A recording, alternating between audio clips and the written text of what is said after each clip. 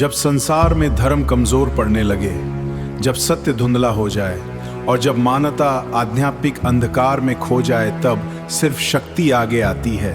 परम चेतना मानव रूप धारण कर धरा पर अवतरित होती है। ऐसे ही एक दिव्य अवतार थे आदि शंकराचार्य, जिन्होंने पूरे भारत में एक अद्भुत आध्यात्मिक क्रांति ला दी।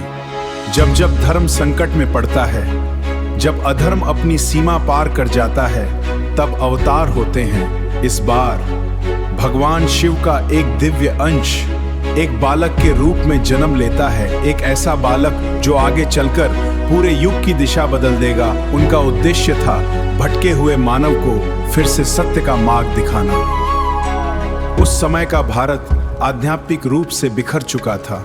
वेद का शुद्ध ज्ञान धीरे धीरे लुप्त होता जा रहा था। समाज अनेक मतों में विभाजित था और सत्य विवादों में खो गया था। ऐसे अंधकार में एक युवा सन्यासी उठता है। न कोई सेना, न कोई साधन, सिर्फ ज्ञान और अदम्य संकल्प, और निकल पड़ता है पूरे भारत को जगाने।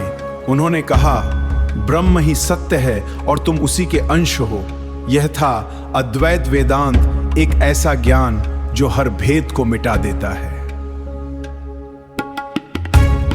उन्होंने समझाया, यह संसार जो तुम देख रहे हो सिर्फ माया है और सच्चा सत्य तुम्हारे भीतर है। आत्मा ही ब्रह्म है। सिर्फ 32 वर्ष की आयु में उन्होंने कर दिखाया जो असंभव लगता है।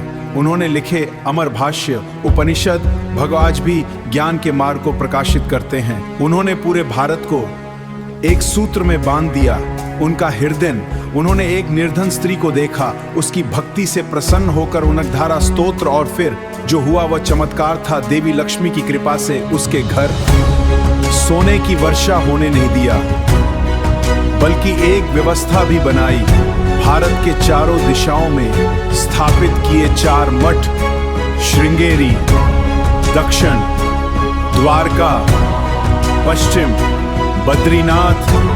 इनसे उन्होंने भारत की आध्यात्मिक एकता को सशक्त किया। आदि शंकराचार्य का जीवन सिर्फ एक कहानी नहीं है,